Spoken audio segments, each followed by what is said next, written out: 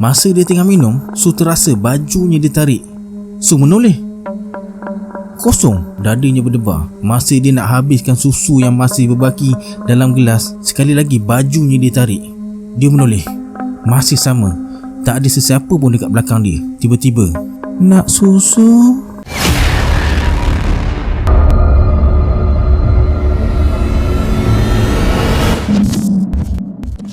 Assalamualaikum sahabat semua, kembali lagi bersama saya Syarul. Terima kasih sebab dah klik video ni. Semoga yang tonton video ni ditambahkan rezeki dan dipermudahkan urusan dunia dan akhirat. Baiklah, dalam video kali ini saya akan kongsikan satu lagi cerita daripada Ida Anwar atau Puan Ida yang bertajuk Jerangkap 333. Banyak lagi novel yang menarik yang ditulis oleh Puan Ida. Kalau sahabat semua berminat dengan novel-novel beliau, saya letakkan link WhatsApp dalam description box di bawah. Tanpa membuang masa lagi, jom let's jump to Rabak Seram.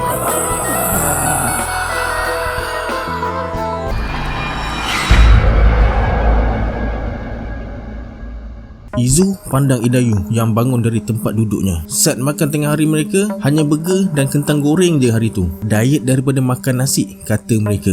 Sambil tuang cili sos kat atas burgernya, Idayu berkata, kau tak fikir ke nak duduk menyewa Izu? Aku penat lah asyik berulang-alik ni. Jam lagi, tunggu bas kadang-kadang langsung tak muncul. Kena pula naik teksi, langsung tak ada masa nak rehat. Kau ingat aku suka nak ulang-alik tu? Dah lah kerja shift, masa nak pergi dating pun tak ada.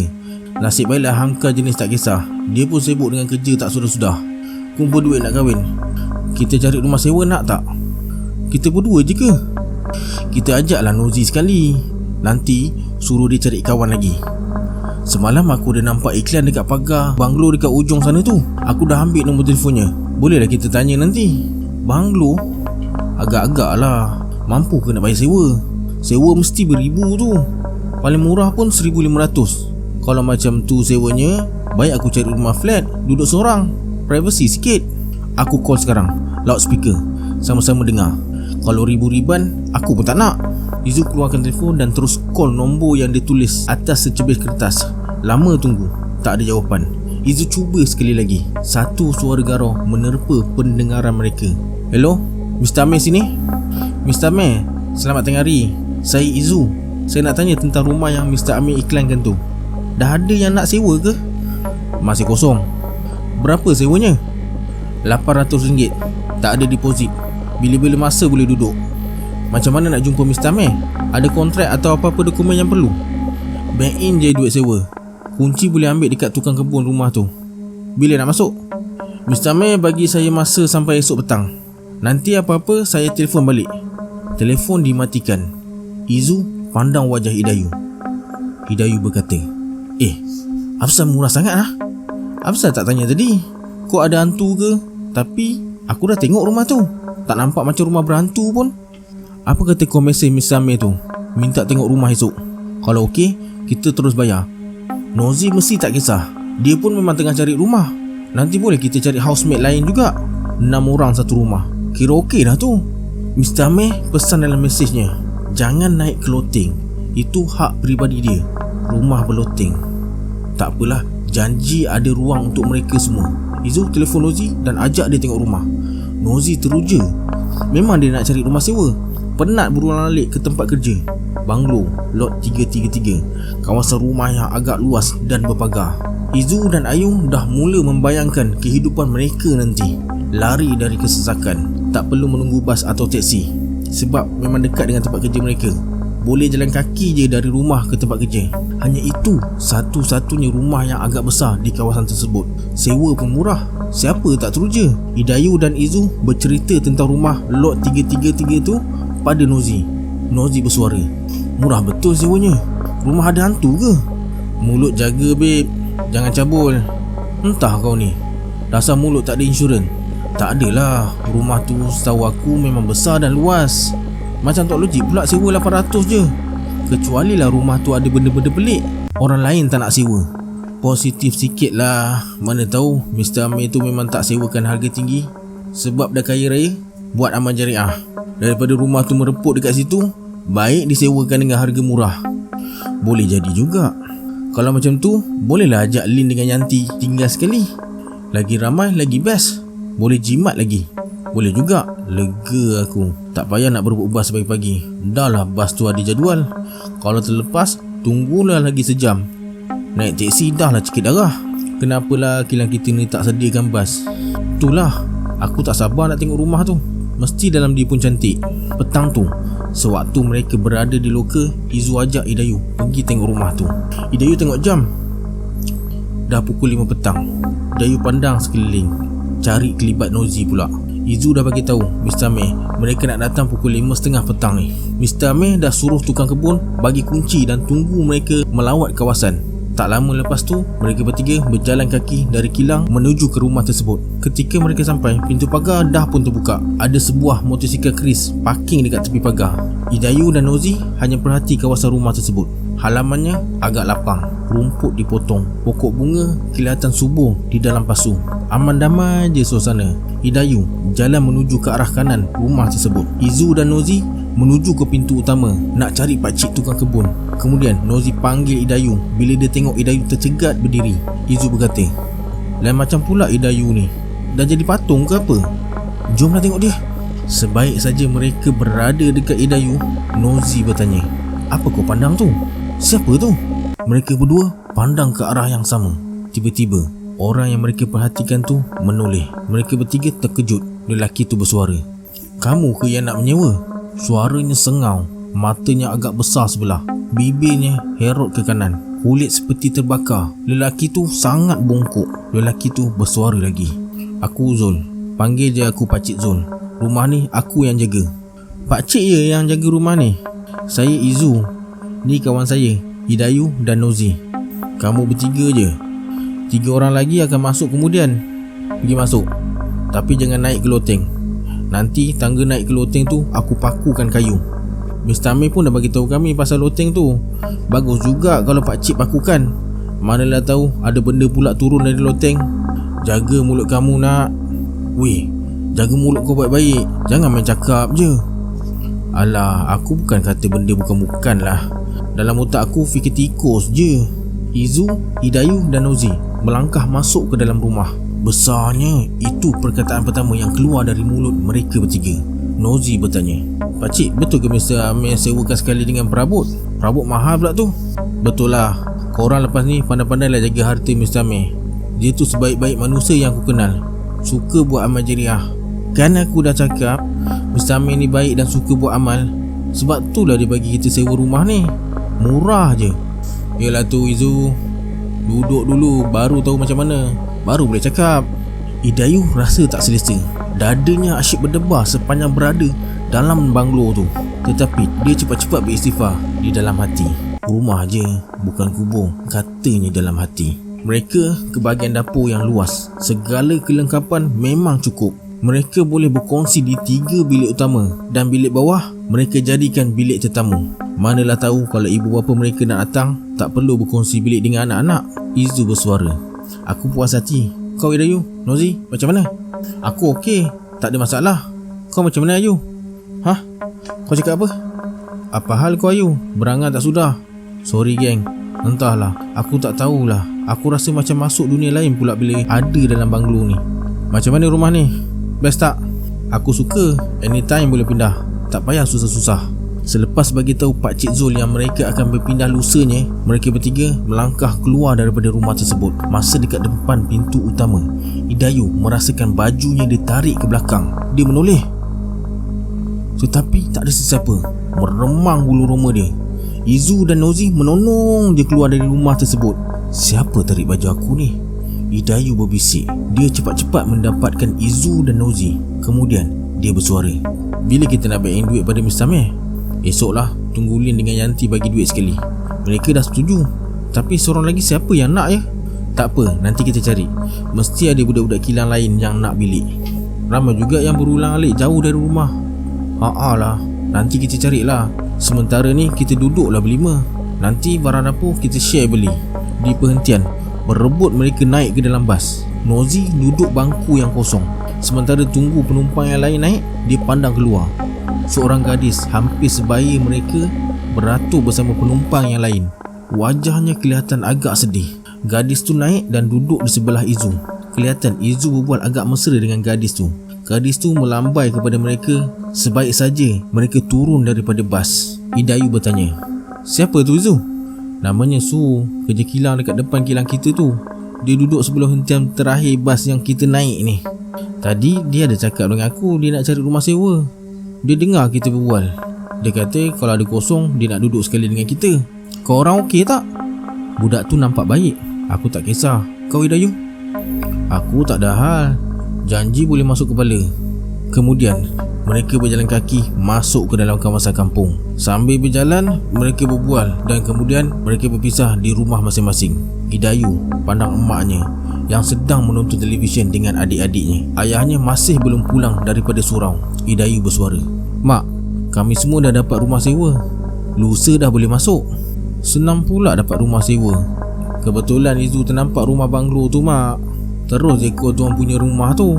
Sewa pun boleh tahan murah. Rumah banglo sewa murah macam tu, ada hantu ke?" "Ish, mak ni ke situ pula. Orang tu ada rumah lain. Dia tak nak rumah tu tinggal macam tu je. Sebab itulah dia sewakan murah. Janji ada orang duduk dan jaga rumah tu baik-baik." "Bila nak pindah sana?" "Lusa kot mak. Esok baru kita orang nak bayar sewa." "Deposit nak kena bayar tak?" "Tak ada deposit mak. Hanya sewa sebulan dan api air 200. Kami kongsi 6 orang." "Tak apalah macam tu. Senang sikit kamu. Tak payah nak menunggu bas awal pagi lagi. Berebut-rebut." Emaknya kembali menonton TV.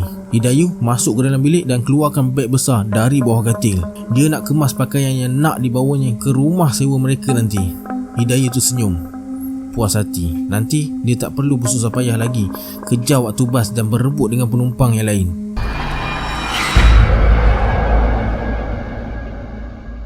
Mr. Amir mesej nombor akaun pada Izu dan suruh ambil kunci daripada Pakcik Zul petang ni. Izu menunjukkan mesej tersebut pada Idayu dan Nozi. Petang tu, Izu pergi ke bank dan masukkan duit ke dalam nombor akaun yang diberi oleh Mr. Amir. Kemudian, dia bawa slip tersebut berjumpa Pakcik Zul di rumah yang mereka nak sewa. Idayu dan Nozi hanya tunggu Izu di kilang. Mereka tak risau sangat sebab Hamka temankan Izu. Sebaik saja dapat kunci rumah, Izu ucapkan terima kasih pada Pakcik Zul. Hamka pandang rumah tersebut dari atas motosikalnya. Rumah besar sebegitu dengan sewa yang agak murah membuatkan Hamka terfikir lain. Hamka bertanya, "Siapa lelaki tu? Pelik betul nampaknya." "Pakcik Zul, penjaga rumah ni. Dia OKU. Nak pergi kilang balik ke?" "Yalah, saya nak jumpa Nozi dengan Idayu dulu. Esok kami dah plan nak masuk rumah ni. Jadi kena cari kenderaan nak bawa barang semua." Sebaik saja Izu turun daripada motosikal Hamka, Nozi dan Idayu datang dan berkata, "Sekarang kita kena cari kenderaan nak bawa semua barang-barang kita. Yanti dengan Lin tak ada masalah. Masing-masing ada boyfriend tolong.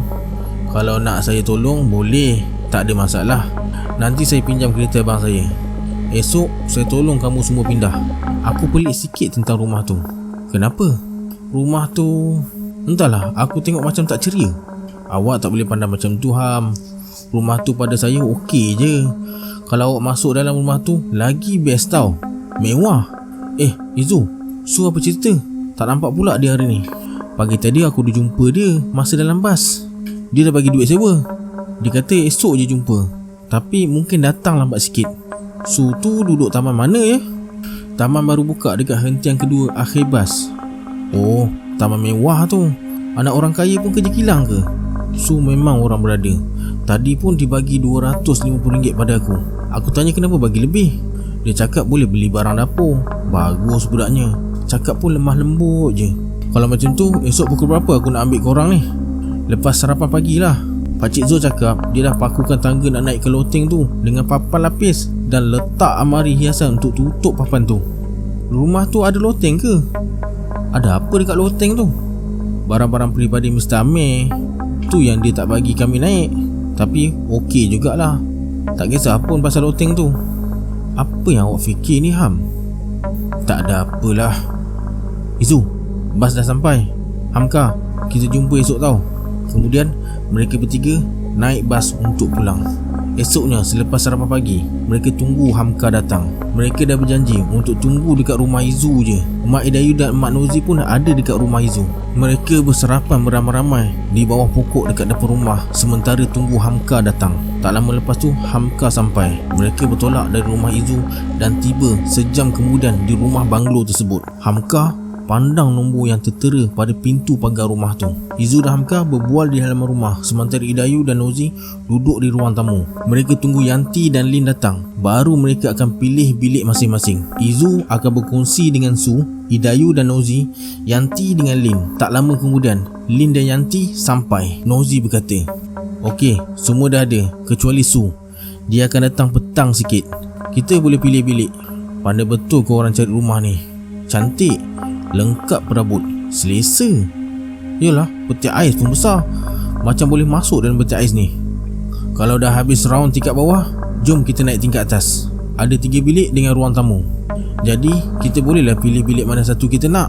Mereka semua melangkah naik ke atas. Sewaktu mereka melalui bahagian tangga nak naik ke loteng, Nozi sempat melihat almari yang menghadang pintu untuk ke loteng. Izu turut pandang ke arah yang sama. Dia tersenyum. Yanti pilih bilik yang pertama. Lin ikut Yanti masuk ke dalam bilik. Ada satu katil bersaiz king, memang besar dan selesa untuk mereka berdua. Di satu sudut ada sebuah meja solid dan almari pakaian 6 pintu. Besar. Yanti buka almari tersebut. Kosong. Sangat sesuai untuk mereka simpan barang. Kemudian Yanti buka pintu bilik air dan berkata, "Wow, taraf hotel kot bilik air ni. Siap ada bathtub, boleh berendam. Berbaloi bayar sewa 100 lebih untuk sebuah bilik ni." Sementara tu Nozi dan Idayu masuk ke dalam bilik bersebelahan bilik Yanti dan Lin. Mereka pun dapat bilik yang sama besar. Ada almari yang besar, katil besar, bilik air lengkap dengan bathtub. Memang lumayan. Izu bergerak ke bilik bertentangan. Ada 2 katil bujang dengan 2 almari berasingan, siap dengan mini perpustakaan. Mesti ini bilik anak-anak Mr. Amir. Izu melihat bilik air. Ada bathtub sama macam bilik yang lain. Sewaktu mereka berlima duduk di ruang tamu, Idayu berkata, "Kita set time. Waktu makan malam, siapa masak, kena ikut giliran. Bilik membasuh dekat dapur basah. Siap ada pengering kain lagi. Jadi ikut giliran bila nak membasuh. Duit nak beli barang dapur macam mana? Kita kumpul sekali masa kutip duit sewa. Seorang mungkin boleh bayar 100. Jadi kita ada 600 untuk belanja dapur, barang basah dan barang kering sekali. Siapa nak pegang duit?" "Aku cadang Izu je yang pegang duit. Kau je yang tahu nombor akaun Mr. Amir tu." "Okey, siapa nak ikut aku pergi pasar raya depan tu? Barang memang nak kena beli ni." Yanti dan Lin ikut Izu pergi pasar raya. Sementara Nozi dengan Idayu kemas-kemas apa yang patut dekat dapur. Nampak dah berhabuk, bersawang. Nozi buka kabinet. Pinggan mangkuk nampak mahal. Kebanyakannya berwarna biru muda, dari pinggan hingga ke cawan. Kemudian Idayu pergi ke bilik nak kemas keperluannya. Dia susun baju dalam lemari. Nanti bila Izu dan yang lain dah balik, bolehlah dia turun tolong masak. Lepas susun kain dalam almari, Idayu berdiri di tepi tingkap. Dia melihat halaman yang luas di sebelah depan rumah. Tanpa disedari, sesuatu sedang berdiri di belakangnya, turut sama memerhati. Idayu merasakan hembusan angin yang agak dingin. Tak semena-mena bulu romanya berdiri. Idayu teringat kata-kata ayahnya satu ketika dulu, "Kalau bulu roma kita automatik berdiri, adalah makhluk lain yang bersama kita." Idayu menoleh. Tak ada apa pun yang kelihatan. Cepat-cepat dia turun mendapatkan Nozi dekat dapur. Mereka berdua terus kemas di bahagian dapur. Lantai dimop dan dikeringkan. Peti sejuk pun siap mereka cuci. Tak lama lepas tu, Izu dan kawan-kawan yang lain balik. Hari ni mereka berlima sama-sama memasak masakan orang bujang, asalkan dapat alas perut yang kelaparan. Selepas makan, mereka naik ke bilik masing-masing nak bersolat, dan ada yang nak tidur je. Hanya Izu je yang masih berada di bawah. Su baru je telefon dia mengatakan dia akan sampai sekejap lagi. Sementara tunggu Su, Izu baring atas sofa dekat ruang tamu. Dia terlena seketika. Izu terasa berada di satu tempat yang asing. Dia pandang sekeliling. Gelap. Izu cuba berjalan. Dia hampir tersungkur. Apa yang dia langgar? Izu duduk mencangkung. Dia meraba dalam gelap.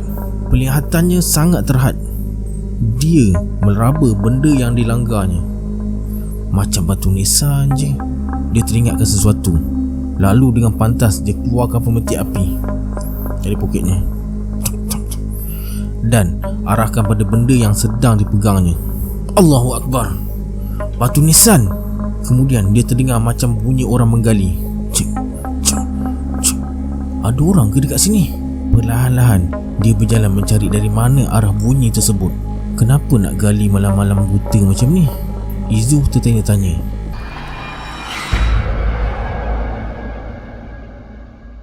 Lelaki yang memakai baju serba merah tu bertungku lumus menggali.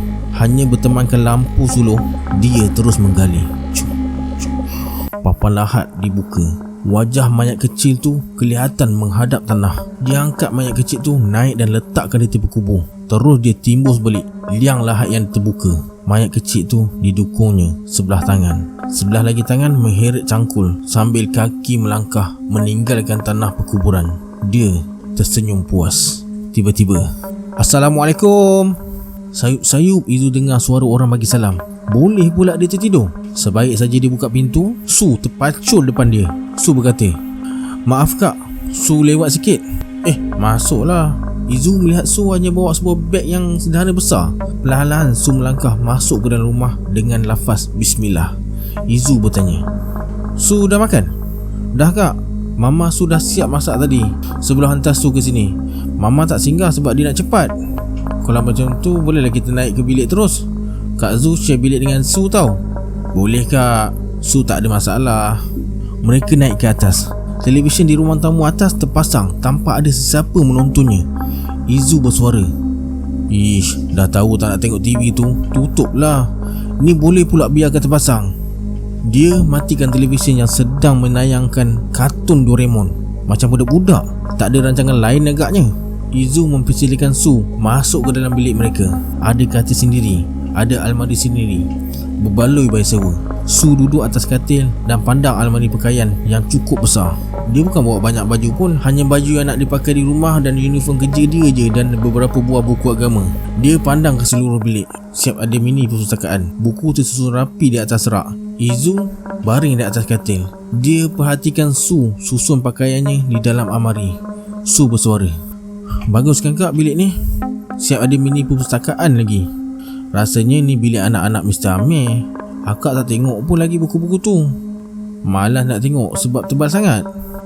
Selepas siap susun baju, Su bangun menuju ke arah susunan buku tersebut dan ambil salah satu buku. Izu bertanya, "Buku apa tu Su?"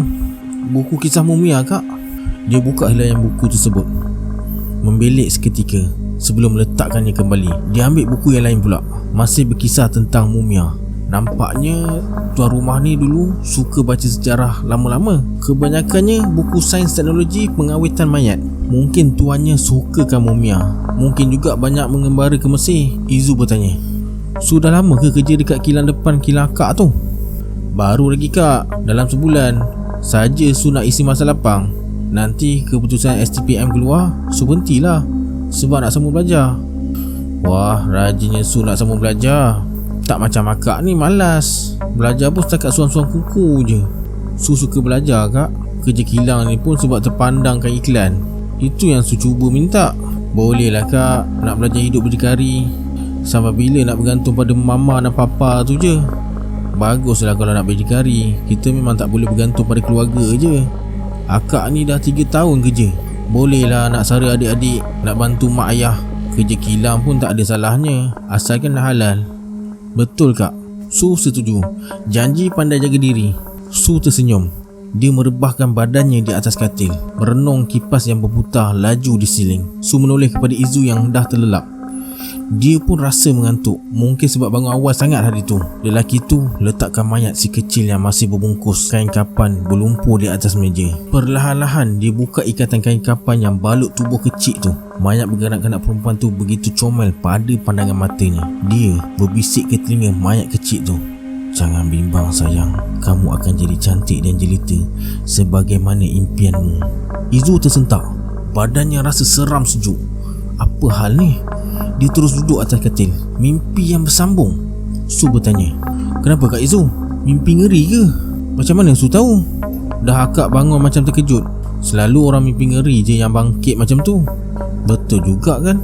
Dah nak masuk waktu asar kita tidur." Izu bangun dan terus ke bilik air.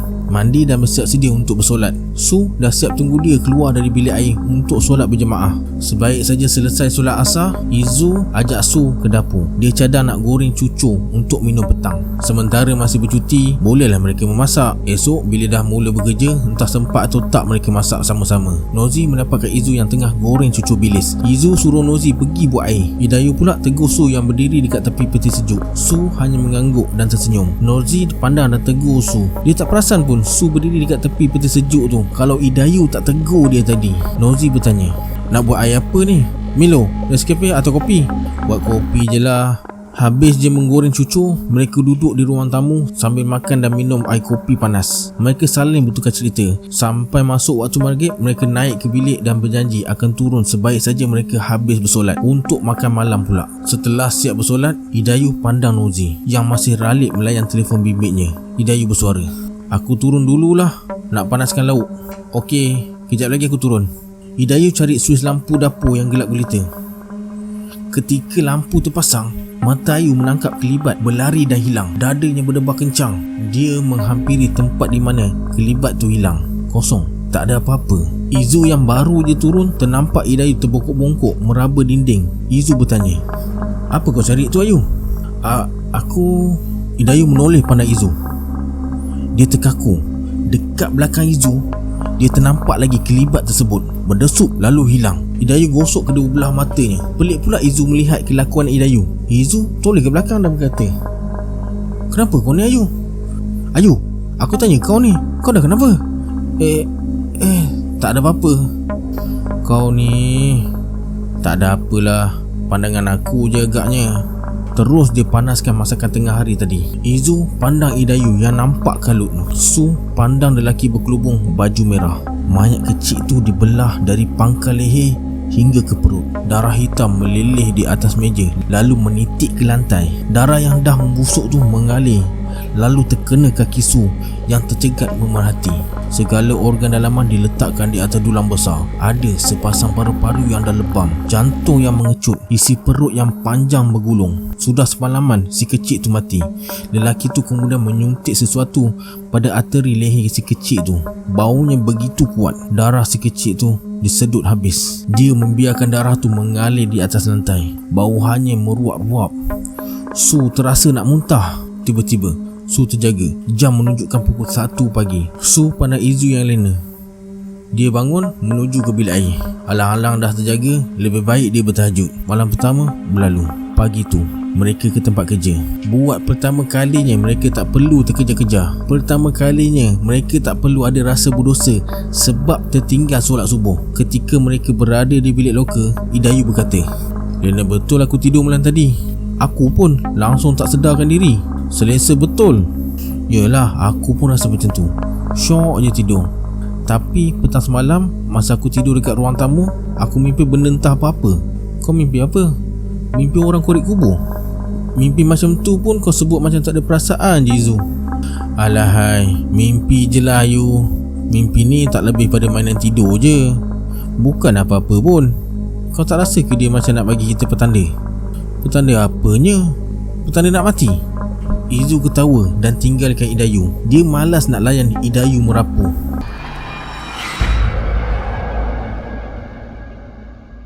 Su pandang almari yang diletakkan di tepi ruang tamu tingkat atas. Dari luar dia boleh nampak seperti ada loteng tetapi tak kelihatan sebarang tangga untuk naik. Dia tertarik dengan almari yang diletakkan di antara pintu bilik dan tangga tu. Mungkin di belakangnya ada anak tangga menuju ke atas. Tetapi kenapa pula ia ditutup? Izu yang baru keluar dari bilik memerhatikan Su yang asyik memandang almari yang berada di ruang tamu. Izu bersuara, pandang apa tu? Bukankah sepatutnya ada tangga dekat situ? Pakcik Zu dah pakukan dan tutup dengan almari. Loteng atas tu ada banyak barang tuan rumah, badan peribadi dia agaknya. Sebab itulah dia tak bagi kita naik. Mereka berdua turun ke bawah. Sejak balik petang tadi, hanya Su dan Izu je yang ada. Su bertanya, mana yang lain? Yang lain balik pukul 8 nanti. Tak apalah, kita masak hari ni. Nak masak apa? Goreng je lah Kak Izu ikan ni. Masak sos, buat lemak kubis. Kemudian Su naik sebaik saja dia siap memasak. Sementara Izu kemas dapur. Semasa Su naik, dia melihat televisyen terpasang, rancangan kartun. Siapa pula yang on TV ni? Dia tutup televisyen dan masuk ke dalam bilik, memandangkan dah pun waktu maghrib. Dia memang tak suka lewatkan waktu solat. Selepas solat, Su terkejut pandang susunan buku di atas rak yang bertaburan. Ada juga yang bersepah dekat atas lantai. Izu yang baru masuk terkejut melihat buku bersepah-sepah di atas lantai dan bertanya, "Siapa buat ni?" "Tak tahu kak, Su baru siap solat, tengok buku ni dah berterabur." "Tak apalah, susun je semula." Izu tolong Su susun buku yang jatuh berselerakkan tu. Beberapa keping gambar jatuh di kaki Izu. Dia mengamati gambar tersebut. Kelihatan gambar anak patung yang saiznya agak besar. Gambar tu diberikan kepada Su untuk disimpan. Hidayu pulang bersama Nozi, Lin dan Yanti. Tetapi Nozi tak terus masuk ke dalam rumah. Adi menyusul Nozi sampai ke pintu pagar. Lin dan Yanti dah masuk meninggalkan mereka berdua. Hidayu bersuara, "Aku naik dululah, malas nak tunggu orang dating." Hidayu melangkah menuju ke arah pintu. Sebaik saja pintu terbuka, dia terlihat kelibat hitam kecil berdesuk melintas dan menghilang di sebalik sofa di ruang tamu. Dadanya berdebar kencang. Cepat-cepat dia melangkah naik tangga. Dia merasakan bulu romanya meremang. Bila sampai di atas, Hidayu melihat televisyen pula terpasang di ruang tamu atas. Waktu macam ni masih sempat menonton rancangan kartun. Bukankah sepatutnya mereka dah bersiap untuk makan malam? Hidayu tegur Su yang baru je keluar daripada bilik. Kemudian diikuti Izu di belakang Su. Hidayu bertanya, "Su, siapa yang on TV tapi tak tengok?" Tadi sebelum masuk bilik, Su dah tutup." "Yanti atau Lin kot." Kebetulan Yanti dan Lin dah selesai bersolat dan nak turun ke dapur. Yanti bersuara, "Sebut-sebut nama kami kenapa? Korang berdua tengok rancangan kartun ke?" "Kami balik tadi terus masuk bilik. Dah lewat nak solat, tak pasang pun TV." Mereka saling berpandangan. Kalau dah semuanya tak mengaku, bulu roma Hidayu tiba-tiba menegak. Dia teringat apa yang dilihat dekat bawah tadi. Hidayu bersuara, "Korang semua nak turun ke?" "Yelah, tak masak lagi ni. Hari ni giliran aku dengan Lin. Aku dengan Su dah siap masak tadi. Sebab korang lambat balik, tinggal nak makan je." "Lah, dah masak ke?" "Baru nak masak." "Okey, aku nak mandi. Kejap lagi aku turun." Hidayu menggosok lengannya. Ada udara dingin sentuh kulitnya. Dia rasa seram sejuk, tapi cuba dia tepis rasa tu.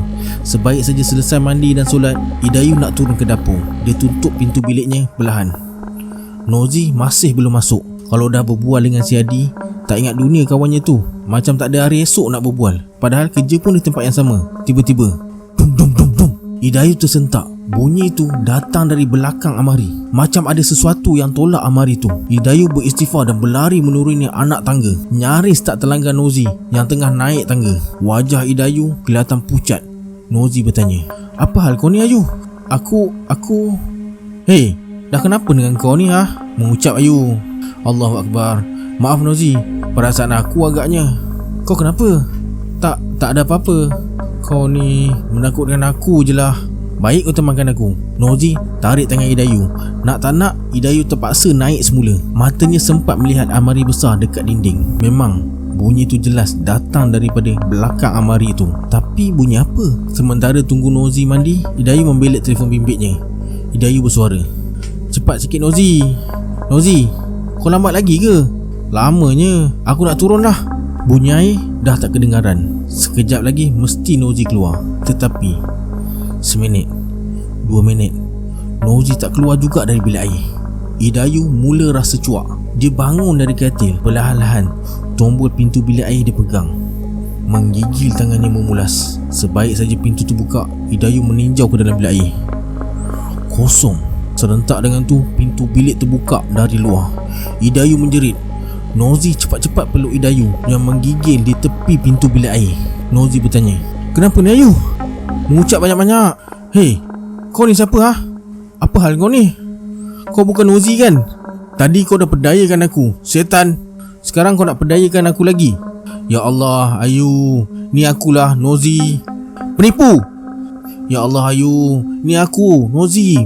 Aku baru je naik lepas berbual dengan Adi dekat luar tu. Tadi kan kita balik kerja sama-sama." Nozi mengusap belakang Hidayu perlahan. Dia membacakan surah Al-Fatihah, ayat 3 dan ayat kursi sambil mengusap kepala Hidayu.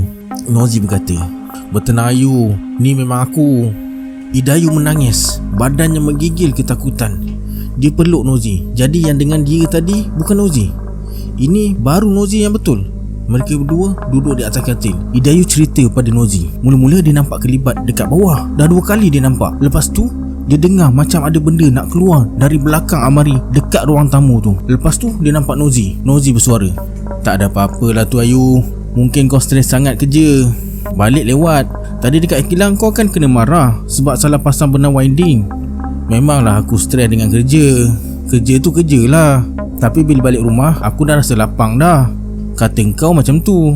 Tapi apa pun boleh jadi kan. Kita duduk dekat rumah ni ramai-ramai.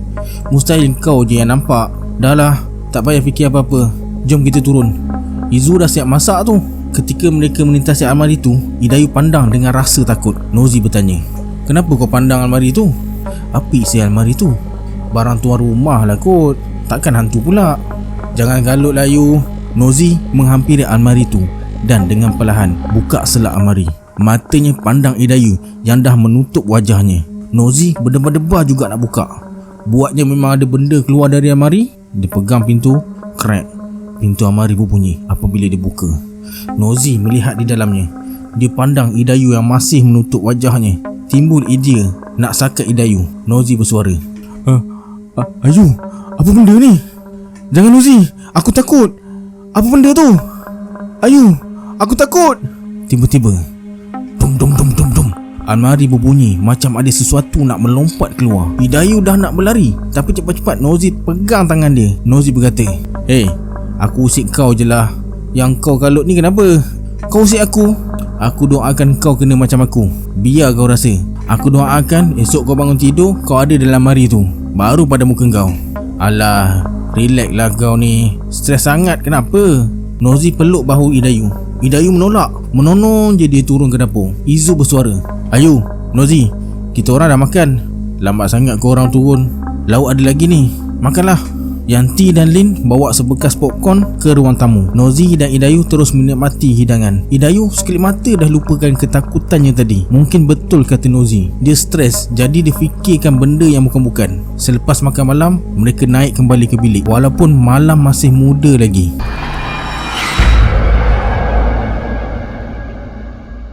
Lelaki baju merah tu menjahit bahagian dada si kecil yang terbuka.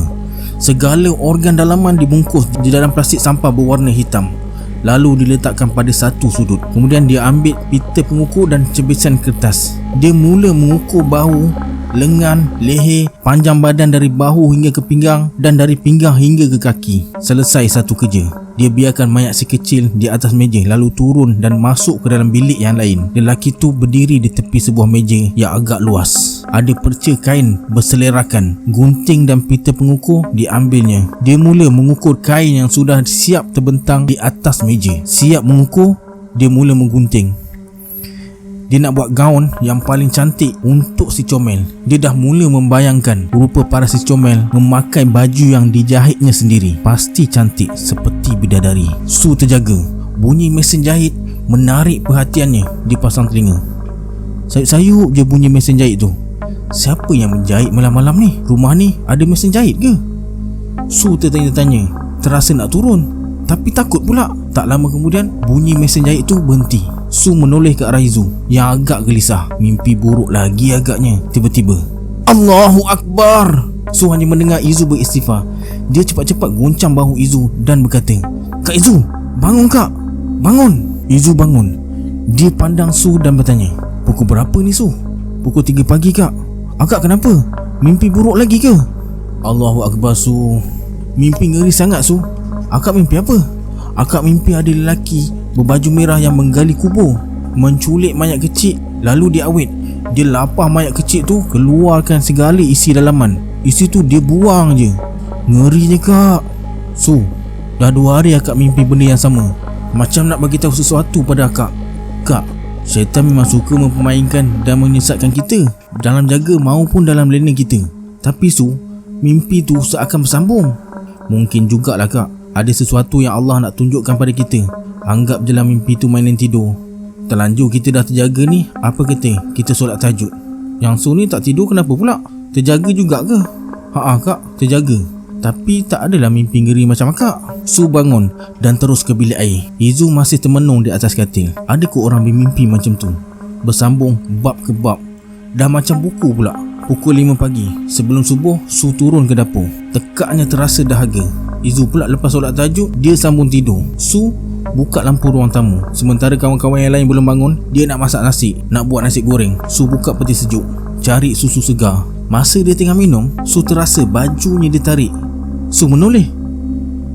Kosong, dadanya berdebar. Masa dia nak habiskan susu yang masih berbaki dalam gelas, sekali lagi bajunya ditarik.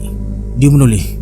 Masih sama, tak ada sesiapa pun dekat belakang dia. Tiba-tiba, nak susu? Ada suara halus menyapa lembut. Bulu romanya meremang. Su letakkan gelas dalam sinki. Susu kotak tersebut dia letakkan balik dalam peti sejuk. Cepat-cepat dia naik ke bilik. Tak jadi dia nak masak. Budak-budak, mana pula datangnya budak-budak ni? Pagi tu, mereka semua berjalan kaki ke tempat kerja. Masing-masing hanya diam membisu. Su, sepanjang perjalanan, asyik menguap je. Dia betul-betul dah tak dapat tahan rasa mengantuknya pagi tu.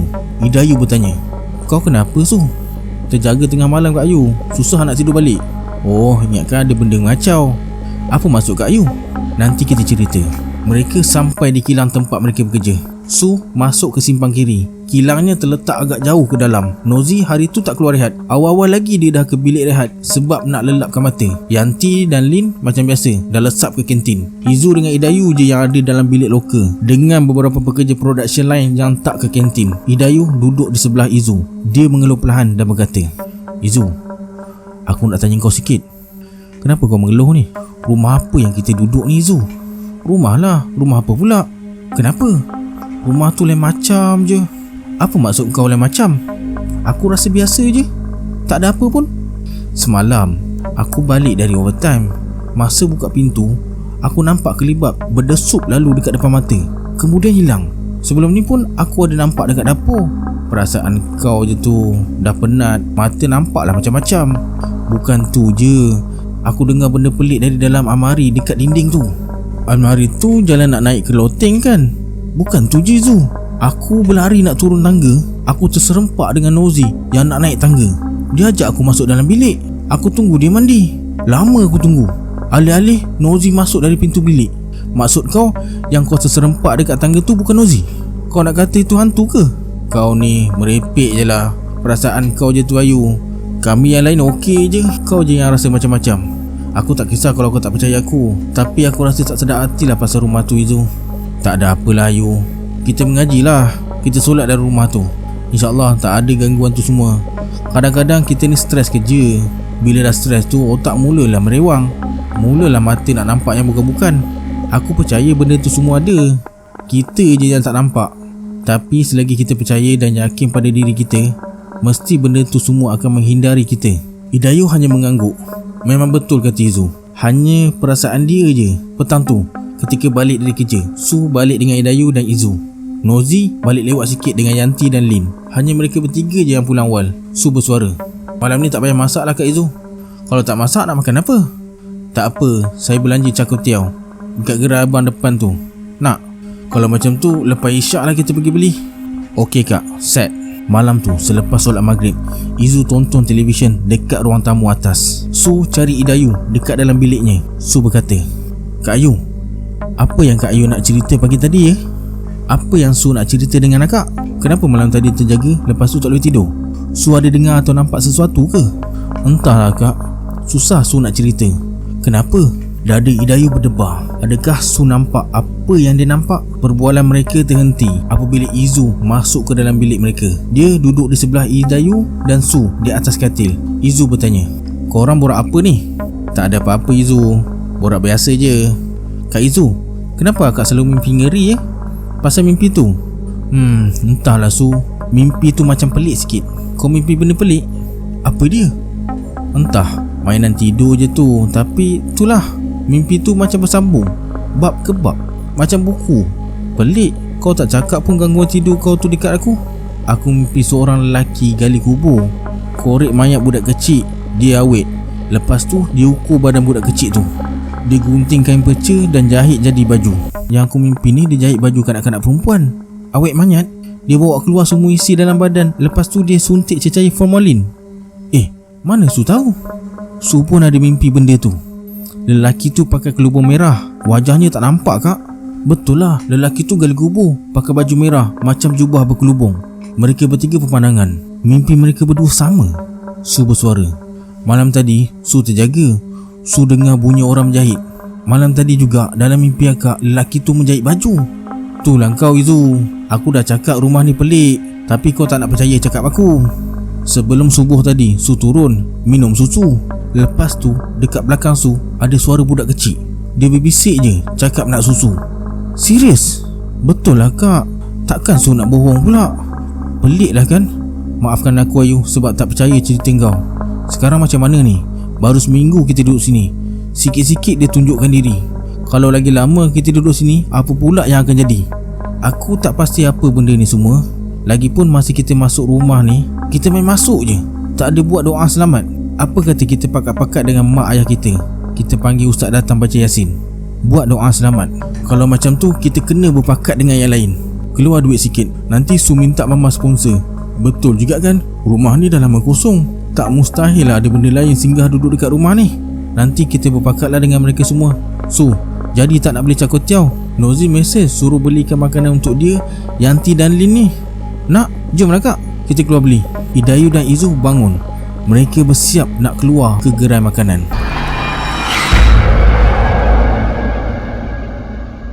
Izu menepis telinganya.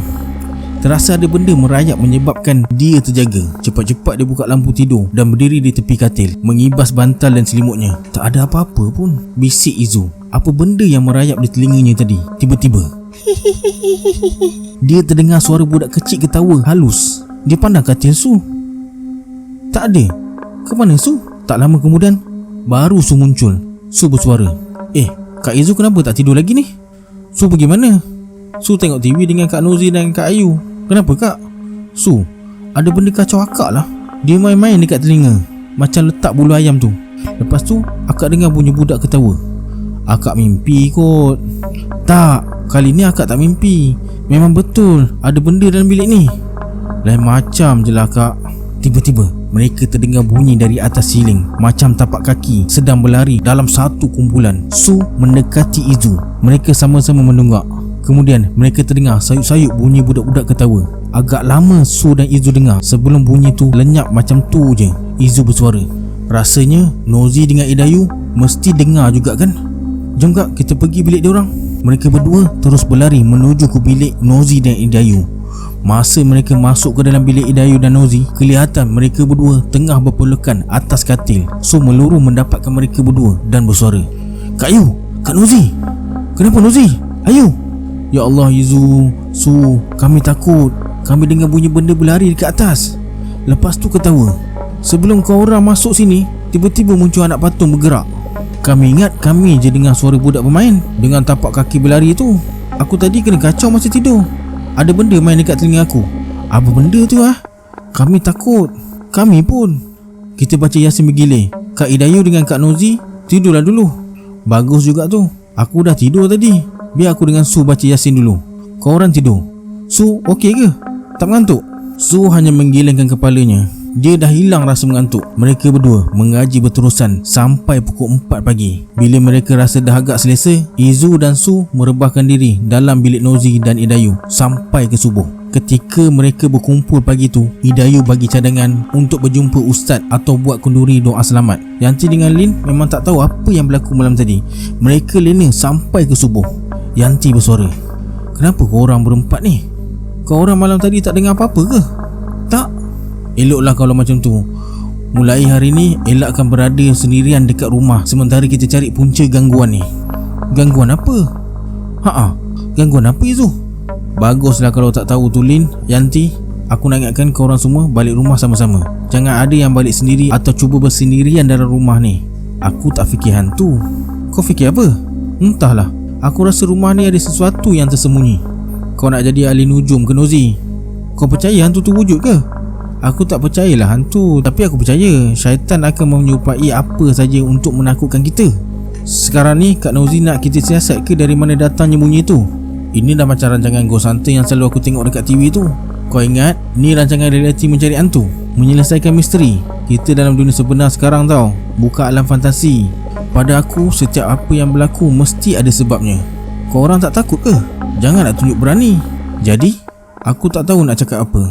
Tapi mungkin kita boleh siasat. Nak siasat kena tahu dari mana nak mula. Aku nak join juga. Su tak berani kak. Nozi, tak payahlah nak siasat semua ni. Baik kita buat kenduri doa selamat dan baca Yasin je. Apa yang Ayu cakap tu aku rasa lagi bagus. Izu berpaling pandang Idayu yang nampak gelisah. Dia tahu Idayu tak nak terlibat dengan sesuatu yang tak masuk akal. Su juga tak nak terlibat. Dia sendiri berbelah bagi dengan cadangan Nozi. Hanya Nozi yang berani nak merungkai misteri tersebut.